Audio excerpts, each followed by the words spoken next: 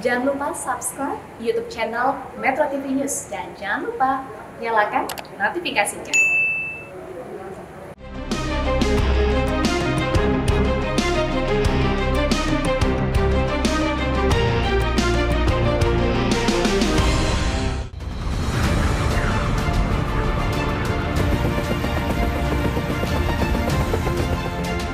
Papua juga berharap saudara-saudaranya orang Papua juga lebih banyak kemudian dikembangkan di Freeport. Ini menunjukkan apa kepada masyarakat Papua?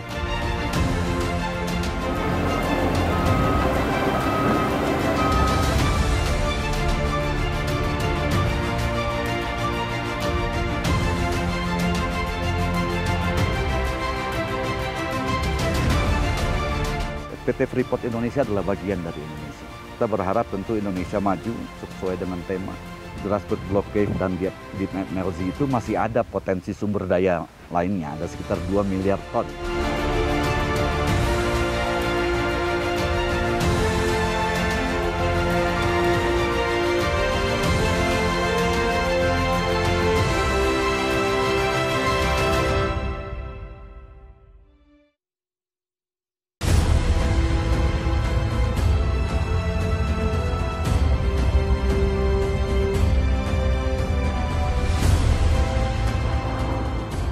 Ini adalah kali pertama saya mengunjungi kota Tembagapura di Timika, Papua, tepatnya lokasi tambang PT Freeport Indonesia.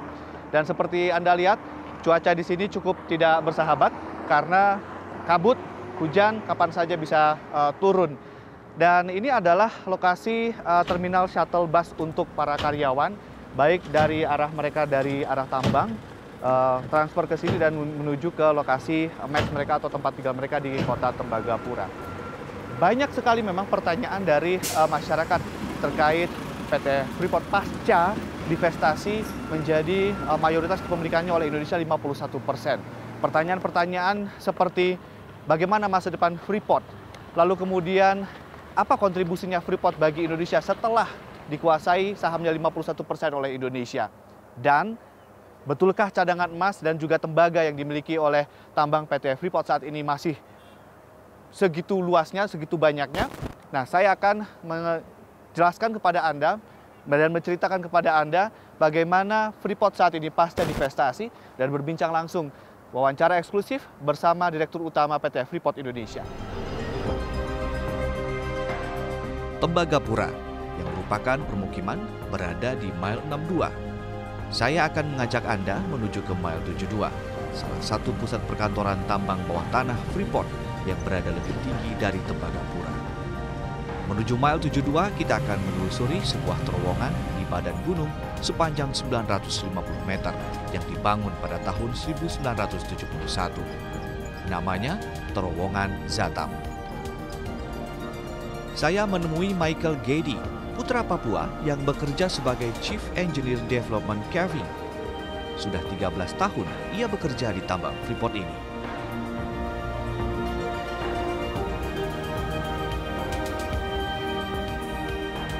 Sekarang Pak Mike kan asli Papua ya, putra Papua ya. Posisinya udah lumayan bagus kalau saya lihat nih, udah level manager ya Pak ya. Untuk saat ini saya dipercayakan sama perusahaan untuk chief untuk development caving, untuk mengatur 3 kru, running 3 kru untuk menjalankan operasional perusahaan. Yang selevel Bapak orang Papua banyak juga? Malah yang selevel saya banyak dan ada yang lebih lagi di yang selevel saya yang lebih lah untuk tanggung jawabnya diberikan oleh perusahaan. Mike tinggal di Tembagapura bersama istri dan kedua anaknya. Istrinya tak lain juga sebagai karyawati Freeport yang ia jumpai saat sama-sama bekerja di tambang tembaga dan emas ini. Hidup Mike benar-benar ada di tambang ini. Mike adalah satu dari 40,73% komposisi karyawan asli Papua di PT Freeport Indonesia. Pasca divestasi, Mike punya harapan.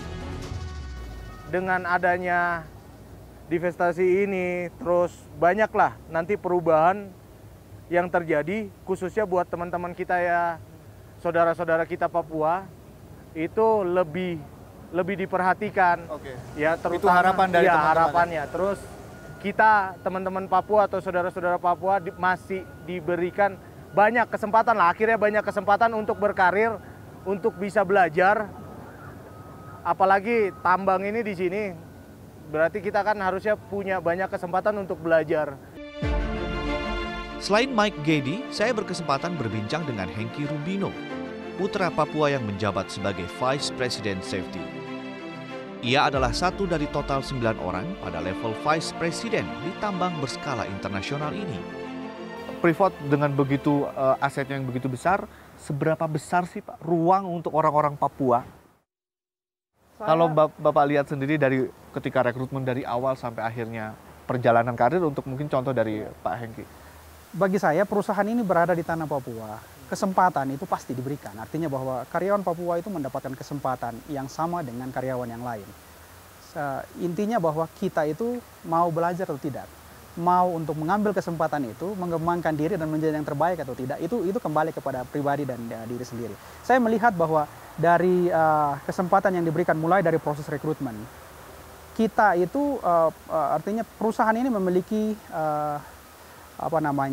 memiliki target, memiliki komitmen untuk merekrut sebanyak mungkin karyawan Papua bekerja di perusahaan ini. Baik mereka yang ada di level pertama ataupun mereka yang memiliki educational background baik. Artinya ketika rekrutmen di tahap awal, prioritas ada tempat, ada ruang lah untuk komposisi untuk orang Papua. Lalu kemudian kita dilihat kemampuannya. Betul, begitu ya. Betul. Jadi kesempatan itu dibuka, bahkan kita punya yang namanya Nemangkawi Mining Institute.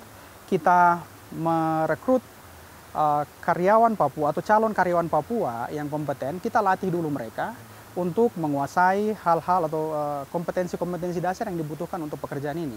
Contohnya kita melatih mereka untuk sebagai juru las, melatih mereka sebagai juru ukur, melatih mereka untuk mengoperasikan alat berat, maupun juga kita memberikan kesempatan kepada mereka yang memiliki educational background. Misalnya sarjana tamatan dari perguruan tinggi, kita ada namanya Fresh Graduate Development Program.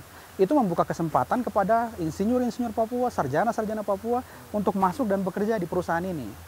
Cuman itu tadi yang saya sampaikan, bahwa setelah mereka masuk, itu kembali kepada diri pribadi sendiri. Apa yang indikator paling utama yang menentukannya? Yang paling utama yang menentukan itu adalah pertama, kita mau belajar, kemudian kita mencintai bidang yang kita kerjakan. Kalau attitude gimana?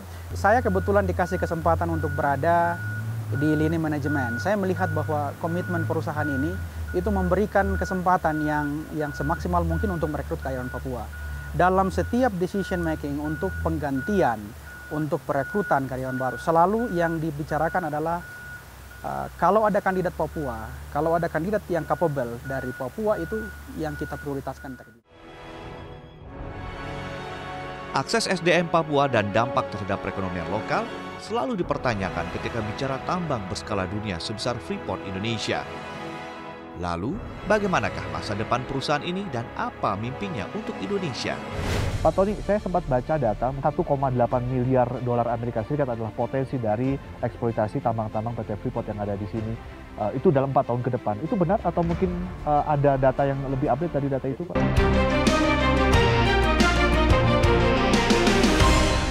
Dipersembahkan oleh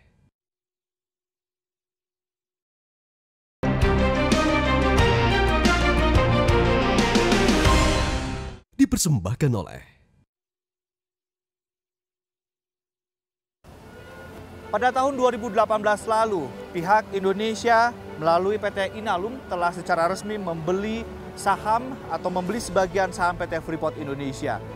Itu berarti kepemilikan Indonesia atas saham Freeport kini telah mengalami peningkatan dari 9% kini menjadi 51% kepemilikan saham.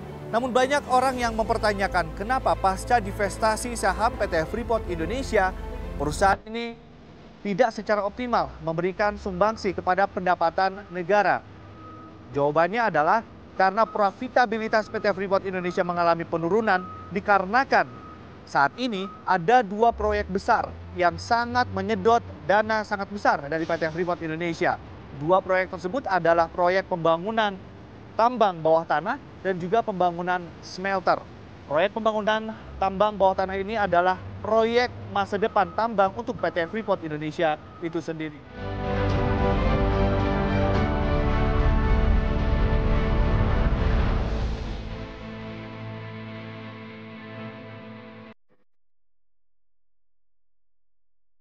bagaimanakah sebetulnya masa depan cadangan produksi tambang PT Freeport Indonesia?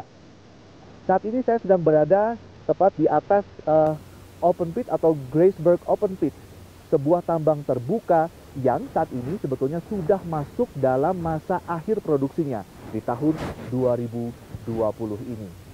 Nah, di bawah Graceberg Open Pit inilah, tepat di bawahnya, terdapat potensi cadangan produksi yang sangat-sangat besar dalam tambang bawah tanah.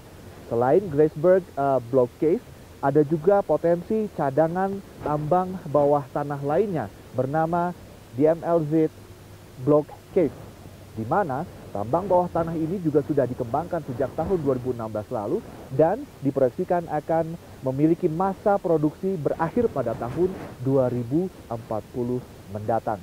Ada satu lagi cadangan produksi tambang PT Freeport yang juga ada di bawah tanah, yaitu Kucing Liar.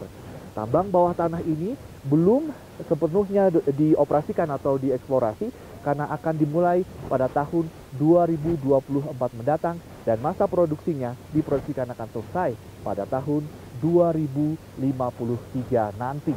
Saat ini banyak juga mempertanyakan bagaimana masa depan PT Freeport Indonesia pasca divestasi. Kami akan berbincang langsung dengan Direktur Utama PT Freeport Indonesia.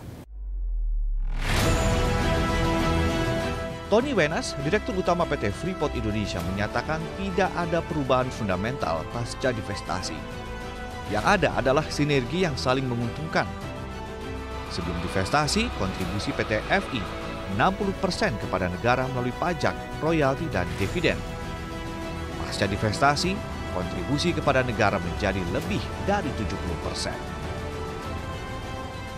Dengan adanya IUPK sebagai konversi dari kontrak karya, pendapatan pemerintah provinsi naik jauh sekali, dan juga pemerintah kabupaten Mimika naiknya juga jauh, tinggi sekali. Dan untuk pengembangan Papua, sekarang kita ada direksi, anggota direksi satu orang dari asli Papua, yaitu Klaus Wamagma, dan kita juga ada sekitar 9 Vice President asli Papua, dan tentu karyawan Papuanya sendiri sudah lebih dari 40%. Ini menunjukkan apa kepada masyarakat Papua? Bahwa kami ini di sini, kami adalah juga bagian dari Papua di sini. Kita udah 53 tahun di sini dan kita menjadi bagian dari Papua juga. Dan itu tentu komitmen kita untuk terus membangun Papua tetap ada di sini. Baik, Pak Tony, saya sempat baca data, mungkin bisa dikonfirmasi datanya. Katanya 1,8 miliar dolar Amerika Serikat adalah potensi dari eksploitasi tambang-tambang PT Freeport yang ada di sini. Itu dalam 4 tahun ke depan. Itu benar atau mungkin ada data yang lebih update dari data itu? Jadi begini, kalau di rencana produksi kita di tahun 2019 lalu dan 2020 memang rendah karena kita transisi ke tambang bawah tanah. Tapi tahun 2021 sudah, contoh misalnya tahun ini kita akan memproduksi kira-kira sekitar 700 juta pound tembaga dan sekitar 800.000 ounces emas. Tahun depan kita akan bisa produksi kira-kira 1,4 miliar pound tembaga dan kira-kira 1,4 juta ounce emas. Mulai naik lagi. 2022 kita sudah akan 100% normal. Dan terus sampai 2041. Jadi pada saat kita udah produksi penuh, itu mungkin dengan harga yang sekarang kita bisa ada revenue itu sekitar 6 miliar sampai 7 miliar dolar per tahun. 6 miliar sampai 7 miliar dolar per tahunnya. Itu untuk Freeport-nya. Untuk PT FI. Kalau untuk negaranya jadi berapa? Ya, jadi kalau diperkirakan mungkin dividen buat Inalum bisa sekitar 1 miliar per tahun. 1 miliar dolar per tahun. Itu artinya dimulai sejak tahun 2022. Banyak yang mempertanyakan juga, Pak.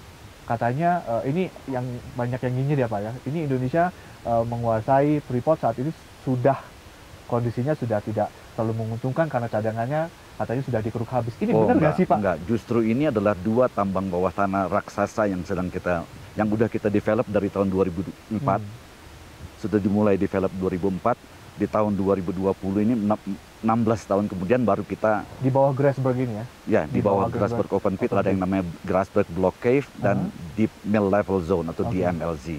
Inilah 2 tambang bawah tanah raksasa di dunia terbesar di dunia. Dan ini akan menghasilkan yang tadi saya sebutkan bahwa revenue kita bisa 6 miliar 7 miliar dolar per tahun. Pak Tony, saya ingin bicara lagi lebih banyak soal tambang-tambang bawah tanah yang merupakan masa depan untuk Freeport gitu ya. Untuk kontrak dengan PT Freeport sendiri kan berakhir 2041. Bagaimana dengan proyeksi-proyeksi itu?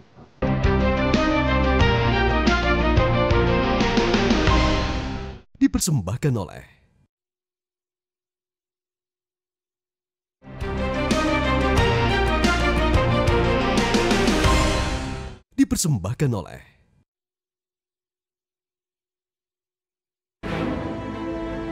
Menghadapi ketidakpastian ekonomi global akibat pandemi COVID-19, produk pertambangan tembaga dan emas bukan tanpa kendala.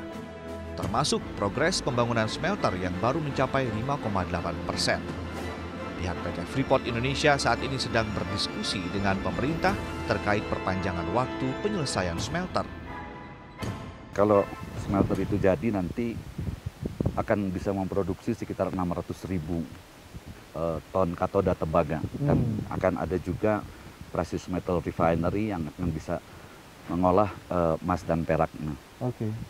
Oke, setelah itu jadi, setelah kemudian kita produksi juga besar, permintaan dunia akan tembaga dan emas masih tinggi, Pak. Kalau kita lihat kan ekonomi dunia mengalami pelemahan. Dari marketnya tentu tembaga permintaannya masih akan tinggi ke depannya. Kenapa? Karena memang semakin banyak mobil listrik akan sangat membutuhkan tembaga yang lebih banyak lagi. Jadi penyerapannya juga akan tinggi ya? Iya, dan juga renewable energy, misalnya wind power plant yang pembangkit listrik tenaga angin akan sangat membutuhkan tembaga, dan juga beberapa renewable energy lainnya, solar juga membutuhkan banyak.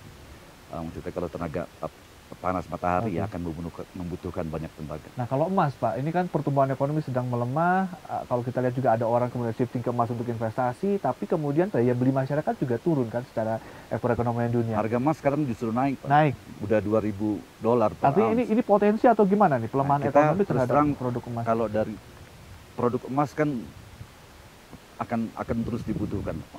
Produk emas akan terus dibutuhkan. Cuman memang yang kita tidak bisa prediksi adalah harganya bagaimana. Tapi rencana produksi kita akan kemungkinan besar bisa kita capai lah. Sesuai dengan long term investment plan yang sudah kita sepakati dengan Inalum sampai 2041. Pak Tony, saya ingin bicara lagi lebih banyak soal tambang-tambang bawah tanah yang merupakan masa depan untuk Freeport begitu ya, masa depan cadangan produksi koper dan juga gold untuk Indonesia juga. Ini kan saya lihat ada yang kucing liar yang dari 2024 sampai 2053, ada juga yang di bawah Grasberg Open Pit, ini aja Grasberg Block Cave begitu ya. Ini bisa diceritakan satu persatu Pak untuk cadangannya dan bagaimana kan kalau kita lihat untuk kontrak dengan PT Freeport sendiri kan berakhir 2041. Bagaimana dengan proyeksi-proyeksi itu? Jadi tambang Grasberg Block Cave dan Deep MLZ itu memang rencana kita tambang, apalagi dengan tambahan kucing liar itu potensinya bisa sampai tahun 2053. Tapi IUPK kita cuma sampai 2041. Jadi masa tambang kita sebenarnya sampai 2041. Kecuali pemerintah kemudian memberikan izin lagi untuk kita tambang beyond 2041. Tapi sebenarnya di bawah dari Grasberg Block Cave dan Deep MLZ itu masih ada potensi sumber daya lainnya. Ada sekitar 2 miliar ton sumber daya. 2 miliar ton. 2 miliar ton sumber daya, dan kalau kita eksplorasi lanjut lagi, itu akan bisa menjadi cadangan mungkin kira-kira 1 miliar ton. Dan sampai itu bisa memperpanjang, bisa 15 tahun lagi ke depan. Artinya ada harapan tersendiri dari harapan secara implisit dari fakta-fakta ini Pak mungkin? Ya kalau misalnya kita diberikan izin untuk menambang lebih dari 2041, kita akan lakukan eksplorasi lanjutan. Indonesia selama ini memimpikan Freeport kembali ke pangkuan Ibu Pertiwi. Sekarang Freeport sudah ada di pangkuan Ibu Pertiwi secara mayoritas begitu ya? Sebenarnya PT FI adalah PT Freeport Indonesia. Adalah Indonesia. Corporate Citizen Indonesia. Jadi kalau dibilang kembali ke Ibu Pertiwi, kita dari dulu ada di Ibu Pertiwi. Isu Freeport selalu seksi untuk dicermati. Namun, kita berharap setelah mayoritas sahamnya dikuasai Ibu Pertiwi, tidak justru membuatnya mundur dan hanya jadi komoditas yang selalu dipolitisasi. Mari bersama-sama jaga PT FI agar selalu maksimal berkontribusi bagi negeri.